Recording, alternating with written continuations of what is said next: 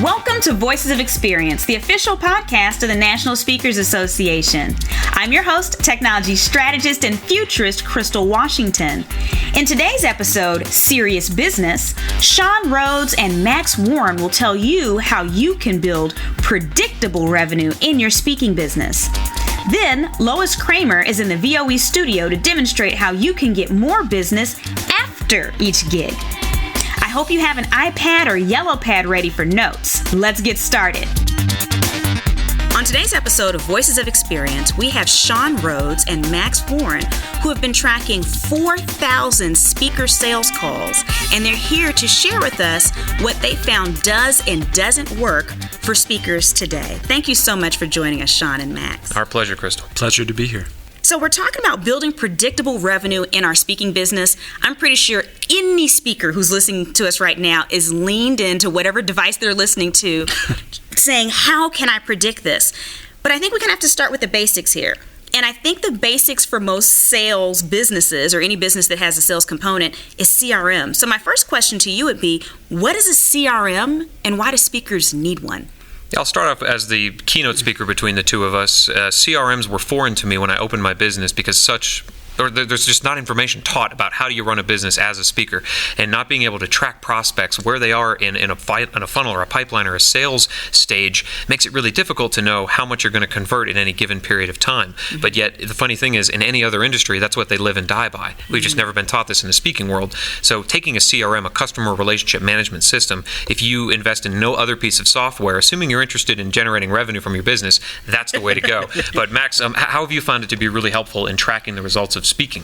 You've got to have a way to monitor these accounts, monitor where they are, and if you think of it in terms of the pipeline is the place where all of your accounts live, all of your opportunities, and what you're continuing to do is refine and qualify those accounts. And if you do it right and you manage it, the CRM becomes an enormous asset to your business as a speaker. It becomes where all of those touches and all of that information resides. Well, and I'll add this to this because I think that maybe some people that are listening aren't as familiar with sales as some of us are. In my past life, I was a salesperson as well.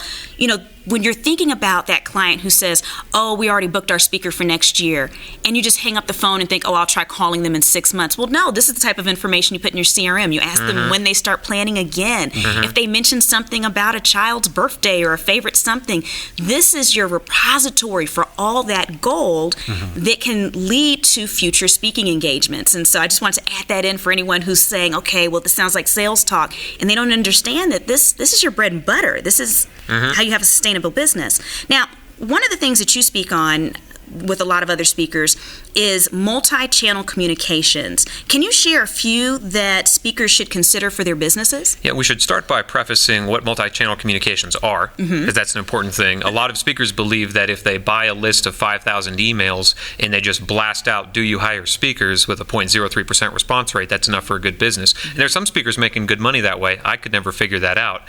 So what we began realizing was if we're trying to get the attention of people that have never heard of us before, they're being bombarded by messaging from a lot of speakers all day. How do we get through that melee to get really that one focused sales conversation that we need so we can present value and find out what challenges they're trying to address with their event? And so when we talk about multi-channel communication, it's using every possible way of communication: voice, phone, email, Zoom, LinkedIn, cards, letters. If carrier pigeons hadn't gone extinct, we'd be tying little notes to these birds and sending them out. Every way that you can think of to get in front of somebody, you should be leveraging and using it, and you can only manage that with a CRM. But Max, how have we found that across more than 4,000 separate sales calls on the phone and tracking hundreds and hundreds of accounts that multi-channel communication has made the difference? The tipping point comes frequently after you get beyond that third call. And so what you're doing is you have to stop thinking about it like the once and done is really where you were going. I bought my magic list, I fired my magic email, now I just wait. Right. And that's not what you need. What you need is a compounded effect, a cumulative effect of all those channels and the same message, because you're vying for their attention. Right. And their attention and their focus is on so many things at any given time. Right. So just to get on their radar, just to get deep enough in an engagement, you've got to find a way to do it. And the best way to do it is you're sending an email, you're showing up in LinkedIn, you're following up with a voicemail, and your persistence creates an opportunity to have a meaningful conversation and get deep enough in the conversation to really understand their business as the meeting planner or the senior director of education.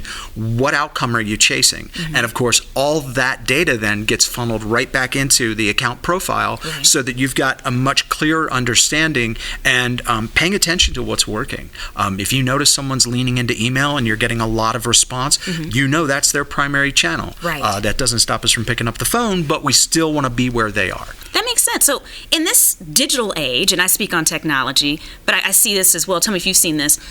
Especially in our industry, you mean it's not enough for us to just connect with decision makers on LinkedIn and then just post our articles all the time so that they'll eventually see our genius and hire us? Only if you like feast or famine in your business. Oh, no. Yeah, because that's what happens. The phone might ring for a while when you get that really viral article, and then it's going to stop ringing. Well, the bills are going to come due at the same rate every month. That's but true. if the revenue's not there, you're not running a predictable business. You know, that actually brings us into my last question, which is how can you predict revenue from unsigned contracts? We talk about predictable revenue. Absolutely. So we track hundreds of accounts, just about 500 accounts right now, just for my business and across other speakers that we're helping out, hundreds of their accounts.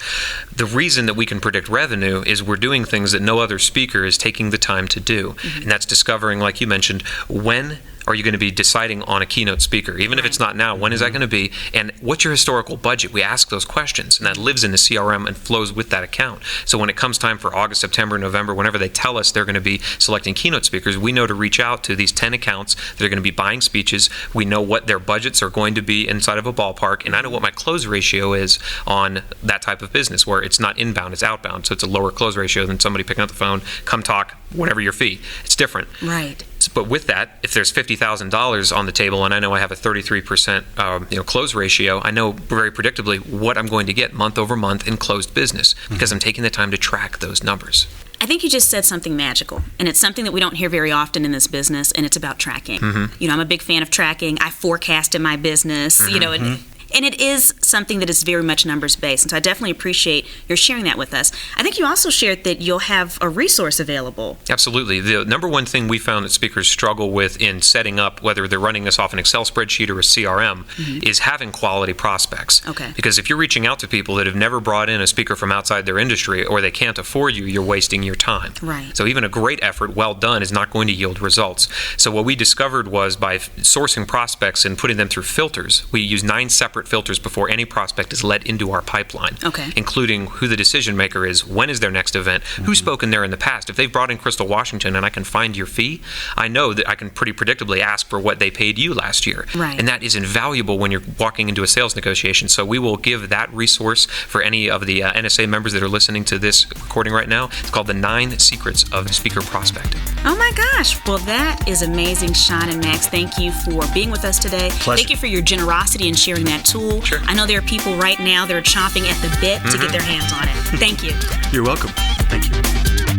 Now that you understand how to leverage multi-channel communication and CRMs on the front end for predictable revenue, let's discover what you can do after a gig to generate additional opportunities. On this segment of Voices of Experience, we have Lois Creamer, who's been speaking to and working with speakers for over 21 years. Now, I am personally excited because I have had the experience of working with Lois in my own business, and so I know what she can do in terms of generating revenue in speaking businesses. I can think of no one better to talk to us about how we can get more business after the gig. Lois, thanks for joining us at Voices of Experience. Thank you, and you said that introduction just as I wrote it, so I really appreciate you. I do what I can for the people. Okay. So my first question is, you know, a speaker's at an event, they're being showered with praise by the client and audience members, they're elated about the talk. How can she or he take advantage of this moment to get more business? You know, this is something I've really been emphasizing the last 2 years, because I think too many times we go, speakers go, they give a speech, everybody loves them, they go back to their office and think, wow, how can I do this again? Right. Without really thinking strategically Just starting from scratch every time. Yes, and that's not a good way to run your business, by the way. It's a good way to be run out of business. Oh, no. You know, I talk about something that I call aftercare, Crystal. Okay. And it's what can I do to further the relationship with the client, to further really be a resource to the client instead of just a mere speaker. And so I am a big believer, and I did this when I did some sales programs for corporate early on. I would give my speech, and then I would go back to my office and I would call the person who made the economic decision to bring me in. Okay. And I would say, thanks for bringing me in. I love presenting with you, for you, and I loved your group, blah, blah, blah. And then I would say this magic phrase. Do you think it would make sense for me to work with your sales managers to make sure they are going to actually use the ideas, tactics, and strategies that I discussed? Wow. Lend an element of accountability to bringing me in. And if it does make sense, we can talk about how we can make that happen. And of course, I was always for making it happen virtually. Okay. And so I'm talking about webinars. I would have sales meetings on, back then, Google Play or Google Talk, now on Zoom, where you actually have these meetings with the sales managers. I said, tell me what is working, what's not. We had set up a couple of initiatives based upon what the company wanted to accomplish by bringing me in to begin with. And an interesting thing started happening when I did this. Okay. I started making more money on the back end than I did for the speech. Wow. And I started thinking of the speech almost as a showcase, Crystal. Okay. And now I enjoyed the speech. Right. But I loved seeing a group actually apply the information and really get some traction. And so that was fun. And it's one of those things I would challenge every speaker to think about. What is it that you can bring after your program to be of an additional resource to this client? Maybe a webinar that gives additional information.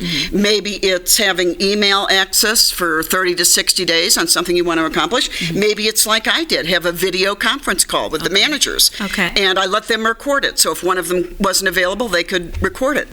And the interesting thing about becoming a resource instead of just a speaker or a consultant is that you're the person that they want to go to first when they have questions. And that's exactly how you want to position yourself, as the answer person. So I not only am I a big believer in doing another speaking engagement. Right. But I think we need to ask ourselves, what are the other ways I can serve? Creating other revenue streams then for our business besides standing on a platform, which by itself is not a good strategy. Right. In this day and time. And technology has made it so easy to facilitate the kinds of things I'm talking about after the event. And, when I told you about it, I said, I'm asking, do you think it would make sense for us to actually apply this? That's a hard thing for somebody to say. No, we spent thousands to bring you in, but we wouldn't want to actually accomplish anything. It was just for giggles. Yeah, that's right. So that's something I'm a big believer in. Okay. You said something that really hit a button with me, Lois, and that's the fact that you said you scheduled this follow-up call with the person who made the economic decision to bring you in, because that may not be the person who you worked on during the event itself. The person who went through all the logistics with you, who made all those little things happen, that may not be the same person who wrote the check and signed on the dotted line. So you're saying follow up with the decision maker. Yes. Not necessarily the person who you partnered with on the event. That's absolutely correct, because what I am trying to appeal to the person who can sign the check. Okay. That's who I am wanting to appeal to. And typically in corporate, for example, that's going to be somebody on a VP level. Okay. And whatever topic you speak on, you're going to find the most likely decision maker in corporate would be the VP of sales. Okay. Regardless of topic. Okay. And so I'm going to whoever can sign the check speaking and engaging whoever that person wants me to. Right. And I would probably be inclined to copy the person who really was overall planning things for me. Okay. To let them know. I just think it's a professional courtcy. Right. You don't want to leave them out. No, because you don't know how important they are to the decision. Right. You never know. Right. So I think including people in is always a great idea. Plus, this person could be a real advocate after working with you on this meeting. Okay. And never underestimate the value of having an in-house advocate. That is a powerful statement. Now that the event's over, can you share maybe 2 to 3 tactics a speaker can use to get more business from that last piece of business? Yes. I think that, first of all, you want to remind them why you were there, why they hired you in the first place. Okay.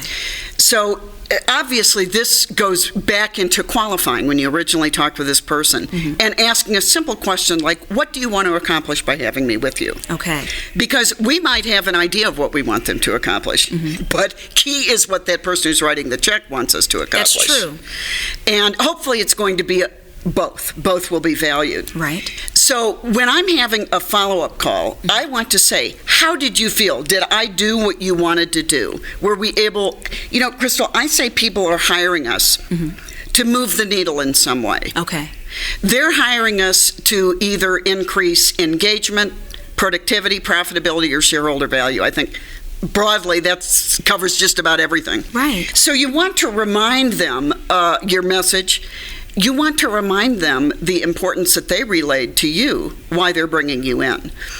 And then you just want to drive home, what could this look like if you actually applied this? People understood it fully, and they were capable of doing exercises beyond the speech that will really make this part of the culture. You're not going to be part of the culture if you stand on the platform, you give people good ideas, and you go away. Right. Which has been something a lot of people do. Right. I'm always real high content. Okay. And so I'm never going to assume that everybody's going to remember everything I said. Okay. But I want, if I can, to take some responsibility for making sure some behavior has changed. I'm moving the needle in some way. Right. And I think that most people who make decisions to bring you in will appreciate that. My sense is that they welcome the idea of this. And, even if somebody says, no, we're not interested in going farther with you, at least try and engage them. I write a blog that would be could be very meaningful for your group. May I send it to you and share it with your employees? This is how you create spin. This is how you create word on the street. And it's how you create a reminder that they brought you in and what a difference you made for the future. Now for a word from one of our sponsors. Let me ask you something. Are you sick of the ebb and flow of revenue in your business? Are you tired of not having a process you can prioritize every day that guarantees results and scalability? What about all of the technology that's not working for you? SpeakerFlow is the only company geared towards helping speakers achieve predictable revenue by leveraging technology to get organized, get known, and get paid. Whether it's our CRM, consulting, or our mansion retreats, we've got you covered. Stop by speakerflow.com to schedule a free discovery call today.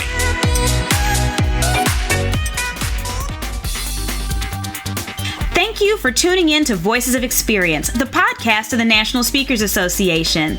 Catch us on your favorite podcast app, YouTube, and NSA's social media profiles. Tune in for next week's episode, Balancing Act.